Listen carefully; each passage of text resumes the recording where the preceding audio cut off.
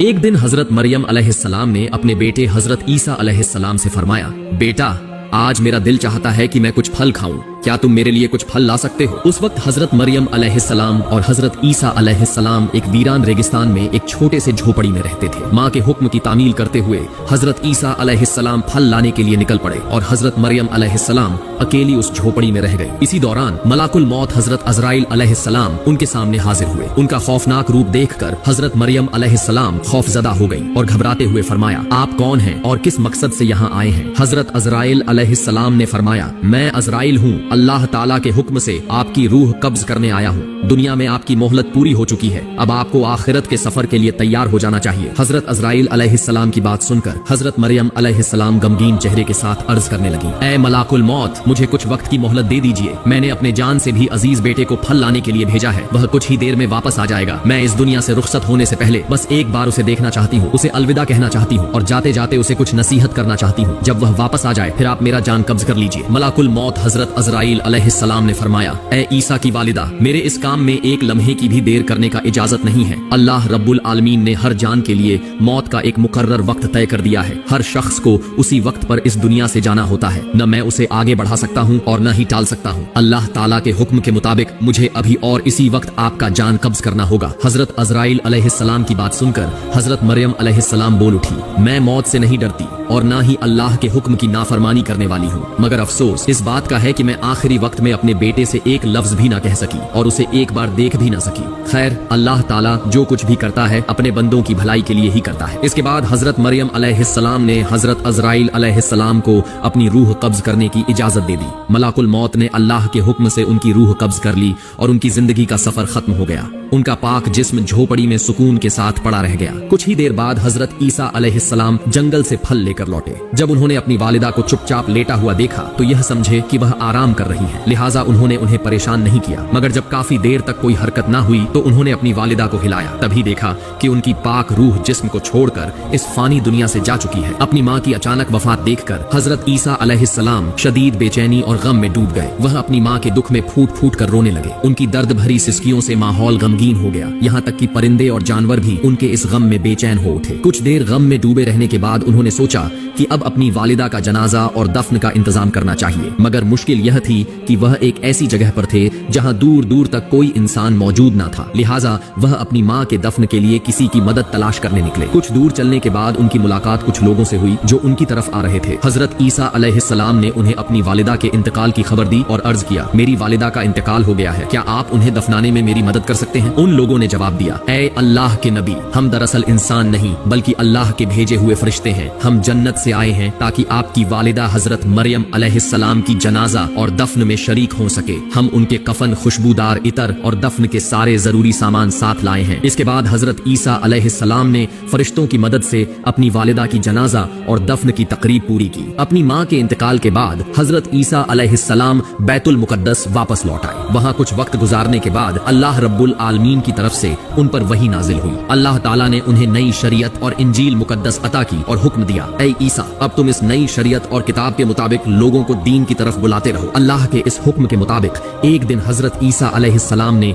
एक बड़े से महफिल में खिताब किया और फरमाया, ऐ अल्लाह के बंदो, मेरे पास अल्लाह ताला की तरफ से नई शरीयत और नई किताब नाजिल हुई है, लिहाजा अब तुम पहले के उसूल को छोड़कर इस नई किताब के अहकाम के मुताबिक अपनी जिंदगी गुजारने का वादा करो। हजरत ईसा अलैहिस्सलाम की यह बात सुनते ही यहूदी और बनी इसराइल के लोग शदीद गुस्से में आ गए। उन्होंने गुस्से से कहा, अब तक हम तुम्हें एक नेक और सच्चा इंसान समझते थे, मगर अब तुम हमारे पूर्वजों के दिन को तबाह करने की साजिश कर रहे हो। तुमने खुद एक नई शरीयत गढ़ ली और अब उसे हम पर थोपने की कोशिश कर रहे हो, लेकिन याद रखो, हम तुम्हारी इस साजिश को कभी कामयाब नहीं होने देंगे। अगर तुमने अपनी यह तहरीक बंद नहीं की तो हम मजबूर होकर तुम्हें कत्ल कर देंगे। हजरत ईसा अलैहिस्सलाम ने उनके इल्जामात और धमकी का जवाब देते हुए फरमाया, तुम लोग मुझे कत्ल करने की धमकी दे रहे हो, ये मेरे लिए कोई मायने नहीं रखता। मैं अल्लाह का एक नबी हूँ और नबी होने के नाते मेरी जिम्मेदारी है कि मैं लोगों को हक की रस्ते पर बुलाऊं। यह अल्लाह ताला का हुक्म है कि मैं तुम्हें सच्चे दीन की तरफ दावत दूं। मैं तुम्हें तहे दिल से इस दीन को कबूल करने की दावत देता हूँ, वरना याद रखो, अगर तुम हक से मुंह मोड़ते हो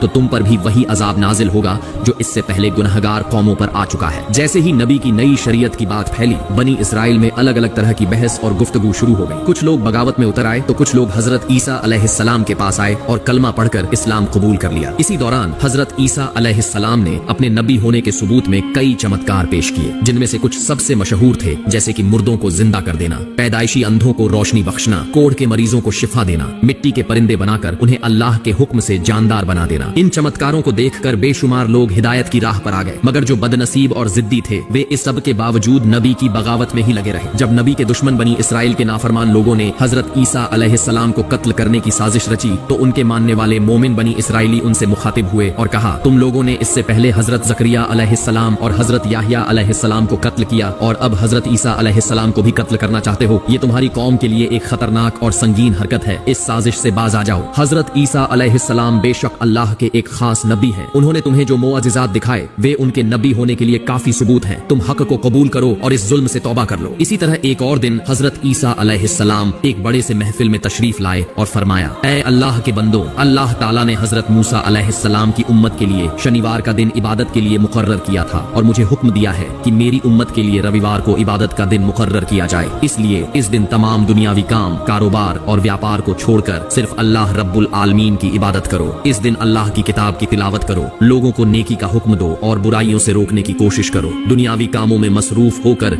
इस दिन को जाया मत करो, वरना अल्लाह ताला की नाराजगी का शिकार हो सकते हो। हजरत ईसा अलैहिस्सलाम ने आगे फरमाया, ऐ बनी इसराइल के लोगों, मैं तुम्हें एक बहुत बड़ी खुशखबरी देना चाहता हूँ। अल्लाह रब्बुल आलमीन ने मुझ पर जो किताब नाजिल की है, मैं उसकी तालीमात को कायम करने की पूरी कोशिश करूंगा। लेकिन याद रखो, मेरे बाद एक और अजीम नबी तशरीफ लाने वाले हैं जिनका नाम अहमद होगा। वह नबी इस जहान के सबसे अफजल और आखिरी नबी होंगे। अगर तुम में से कोई उनकी जिंदगी में उन्हें पाले तो फौरन उनकी तालीमात को कबूल करे और उनके दीन और शरीयत को अपनाए। ऐसा करने वाला शख्स अल्लाह के नजदीक सबसे ज्यादा मुकर्रब और बुजुर्ग शख्स होगा। उन नबी पर अल्लाह ताला की तरफ से एक मुबारक और मुकद्दस किताब नाजिल होगी जिसका नाम अल कुरान होगा। जो कोई उस किताब की तिलावत करेगा और उसके अहकामात के मुताबिक अमल करेगा, वह अल्लाह के नजदीक सबसे अफजल और बेहिसाब सवाब पाने वाला होगा। तुम सब उस नबी मुकर्रम पर दिल की गहराइयों से द्रूद व सलाम भेजते रहो, क्योंकि वह नबी है जिन पर खुद अल्लाह ताला और उसके तमाम फरिश्ते द्रूद भेजते हैं। हजरत ईसा अलैहिस्सलाम ने आगे फरमाया, वह मुबारक नबी जिनका मैं जिक्र कर रहा हूँ अल्लाह रब्बुल आलमीन के हबीब और महबूब हैं। अल्लाह ताला ने उन्हें अपना खलील करार दिया है। अगर अल्लाह ताला उन्हें पैदा ना फरमाते तो ना ये आसमान, ना ये जमीन, ना ही यह जहान होता। तुम इससे अंदाजा लगा सकते हो कि उनकी शान और मर्तबा कितनी बुलंद है। मैं एक नबी होने के बावजूद यह आरजू रखता हूँ कि काश मुझे उनकी उम्मत में शामिल होने की नेमत हासिल होती। अगर अल्लाह ताला मेरी यह दुआ कबूल कर ले तो मेरे लिए इससे बड़ी खुशकिस्मती कोई नहीं होगी। हजरत ईसा अलैहिस्सलाम की इन बातों को सुनकर नाफरमान बनी इसराइल के लोग आपस में कहने लगे, ये तो देखो, ये शख्स हजरत मूसा अलैहिस्सलाम की शरीयत को तोड़कर अपनी नई शरीयत कायम करने की कोशिश कर रहा है। यह तो एक साजिश है जिससे यह सियासी ताकत अपने हाथ में लेना चाहता है। इसके अलावा ये एक नए और सबसे अजीम नबी के आने की बात कर रहा है जिससे हमारी कौम उस नए नबी की तरफ मुतवज्जह हो जाए। हमें इसकी चालाकी और मकसद का अंदाजा हो चुका है। अब देर करने का कोई फायदा नहीं। हमें फौरन बादशाह के पास जाकर इसकी शिकायत करनी चाहिए ताकि इसका इलाज किया जा सके। उस दौर में बैतुल मुकद्दस और पूरे यरूशलेम की हुकूमत बनी इसराइल के कंट्रोल में थी। उस वक्त का बादशाह हजरत ईसा अलैहिस्सलाम और उनके मानने वालों का दुश्मन था। जब बनी इसराइल के अंदर ये बड़ा इख्तिलाफ पैदा हुआ तो बादशाह ने हजरत ईसा अलैहिस्सलाम और उनके मानने वालों को हमेशा के लिए मिटा देने का मंसूबा बना लिया। बादशाह ने एक खुफिया मीटिंग बुलाई और अपने दरबारियों से कहा, हमारे बुजुर्गों के दीन को मिटाने की साजिश करने वाला ये शख्स और उसके मानने वाले हमारे लिए बड़ा खतरा है। हमें इन्हें इस दुनिया से हमेशा के लिए खत्म कर देना चाहिए। ये नबी और रसूलों के दुश्मन हैं, ये अल्लाह के दुश्मन हैं। इस काम में जो भी मदद चाहिए होगी तो मैं करूंगा, क्योंकि मैं जानता हूं कि इनका सफाया करना बड़ा सवाब का काम होगा। बादशाह के इन बातों से साफ जाहिर था कि वह किसी भी कीमत पर हजरत ईसा अलैहिस्सलाम और उनके मानने वालों को कत्ल करना चाहता था। बादशाह की हिमायत के बाद तमाम बनी इसराइल एकजुट हो गए और फैसला किया कि हजरत ईसा अलैहिस्सलाम और उनके तमाम मानने वालों को दुनिया से मिटा दिया जाए। इसी साजिश के तहत उन्होंने नबी अकरम को कत्ल करने का मंसूबा बना लिया। अगले ही दिन से वो हजरत ईसा अलैहिस्सलाम के पीछे लग गए। हर वक्त उनका पीछा करने लगे और तरह तरह की चालें सोचने लगे। मगर हजरत ईसा अलैहिस्सलाम के मानने वाले इस खतरे को महसूस कर चुके थे, इसलिए उन्होंने अपने नबी की हिफाजत के लिए खुद को पहरे पर लगा दिया। जब बनी इसराइल ने देखा कि नबी के जानिसार हर वक्त उनके साथ रहते हैं तो उन्होंने नई चाल चली। उन्होंने सोचा कि चूंकि नबी के साथी बिना हथियार के होते हैं, इसलिए पहले उन पर हमला करके कत्ल कर दिया जाए, फिर हजरत ईसा अलैहिस्सलाम को भी शहीद कर दिया जाएगा। एक दिन हजरत ईसा अलैहिस्सलाम अपने साथियों के साथ आईने सालूक नामक एक मकान में पहुंचे। जब बनी इसराइल को इस बात की खबर मिली तो उन्होंने बड़ी तादाद में उस मकान को घेर लिया और पुख्ता इरादा कर लिया कि आज हर हाल में नबी अकरम को शहीद कर देंगे। इस नाजुक घड़ी میں اللہ رب العالمین نے اپنے پیارے نبی کو ان کے مکار دشمنوں سے بچانے کا فیصلہ فرمایا۔ اللہ تعالیٰ نے حضرت جبرائیل علیہ السلام کو حکم دیا، اے جبرائیل جاؤ اور میرے نبی کو عزت و احترام کے ساتھ آسمان پر اٹھا لاؤ۔ اللہ کے اس حکم کے مطابق حضرت جبرائیل علیہ السلام فوراً اس مکان کی چھت چیرتے ہوئے اندر داخل ہوئے اور حضرت عیسیٰ علیہ السلام سے کہا، اے اللہ کے نبی، آپ کے بارے میں اللہ تعالیٰ کا فیصلہ یہ ہے کہ آپ ابھی اسی وقت میرے ساتھ آسمان کی طرف چلیں۔ حضرت عیسیٰ علیہ السلام نے اللہ رب العالمین کے حکم کے مطابق حضرت جبرائیل علیہ السلام کے ساتھ آسمان پر جانے کی تیاری شروع کر دی۔ البدایہ و النہایہ کتاب میں بیان کیا گیا ہے کہ حضرت جبرائیل علیہ السلام ایک سفید بادل لائے اور اس پر حضرت عیسیٰ علیہ السلام کو بیٹھا کر آسمان کی طرف لے گئے۔ وہاں سے انہیں سیدھا چوتھے آسمان پر پہنچایا گیا، جہاں ان کے سکون اور آرام کے لیے مقرر جگہ طے کر دی گئی۔ دوسری طرف بنی اسرائیل کے لوگ اس گھر کو گھیر کر بیٹھے رہے۔ جب کافی وقت بیت گیا اور کسی کے باہر آنے کا کوئی نام و نشان نہ ملا تو ان کا سردار تلوار لے کر مکان کے اندر گھس گیا۔ وہ ہر کمرے کے کونے کونے تک چھان مارنے لگا، لیکن حضرت عیسیٰ علیہ السلام کہیں نہیں ملے۔ انہیں کچھ بھی سمجھ نہیں آ رہا تھا کہ آخر ہوا کیا ہے۔ ایسے میں حضرت جبرائیل علیہ السلام نے اس شخص کے چہرے پر پھونک ماری اور فوراً اس کا چہرہ حضرت عیسیٰ علیہ السلام کی صورت میں بدل گیا۔ جب وہ گھر سے باہر نکلا تو بنی اسرائیل نے اسے حضرت عیسیٰ علیہ السلام سمجھ کر پکڑ لیا اور بے حد زور سے مارنا شروع کر دیا۔ وہ کچھ سمجھ ہی نہیں پایا کہ اس کے ساتھ کیا ہو رہا ہے۔ اسی دوران یہودیوں کا سردار چیختے ہوئے کہنے لگا، بھائیوں، یہ تم کیا کر رہے ہو؟ مجھے کیوں مار رہے ہو؟ میں تمہارا سردار ہوں۔ میں خود حضرت عیسیٰ کو ہر جگہ ڈھونڈتا پھرا لیکن وہ کہیں نہیں ملے، تو کیا اب تم مجھے ہی مار ڈالو گے؟ یہودیوں نے اس کی بات سن کر زور زور سے ہنسنا شروع کر دیا اور کہنے لگے، اگر تو ہمارا سردار ہے تو بتا عیسیٰ کہاں گیا؟ اپنی جان بچانے کے لیے اب کتنے بہانے بنائے گا؟ تیری چکنی چپڑی باتوں میں ہم آنے والے نہیں، آج ہم تجھے قتل کر کے ہی دم لیں گے۔ اسے اس بات کا بالکل علم نہیں تھا کہ اس کا چہرہ بدل چکا ہے اور وہ بالکل حضرت عیسیٰ علیہ السلام کی طرح دکھنے لگا ہے۔ گھبراہٹ میں وہ پھر چلانے لگا، بھائیوں، تم لوگ غلطی کر رہے ہو۔ میں تمہارا سردار ہوں جسے قتل کرنے کے لیے ہم یہاں آئے تھے، وہ تو یہاں ہے ہی نہیں۔ مجھے لگتا ہے وہ کوئی جادوگر ہے، لیکن کون سننے والا تھا؟ یہودیوں نے اپنے سردار کو مار پیٹ کر بے ہوشی کے کگار پر پہنچا دیا اور پھر اسے سولی پر چڑھانے کی پوری تیاری کر لی۔ جب سردار کو یقین ہو گیا کہ اب اس کی موت طے ہے تو وہ چیخ کر کہنے لگا، اے بنی اسرائیل کے لوگوں، خدا کی قسم میں تمہارا ہی سردار ہوں۔ مجھے نہیں پتا کہ میری شکل کیسے بدل گئی۔ اگر تمہیں میں حضرت عیسیٰ جیسا نظر آ رہا ہوں تو یقیناً یہ اللہ رب العالمین کی قدرت ہے۔ مجھے اب یقین ہو گیا کہ حضرت عیسیٰ علیہ السلام اللہ کے سچے نبی تھے۔ اللہ تعالیٰ نے انہیں محفوظ رکھنے کے لیے اپنی قدرت کا کرشمہ دکھایا ہے۔ جب یہودی سردار نے حضرت عیسیٰ علیہ السلام کو اللہ کا نبی مان لیا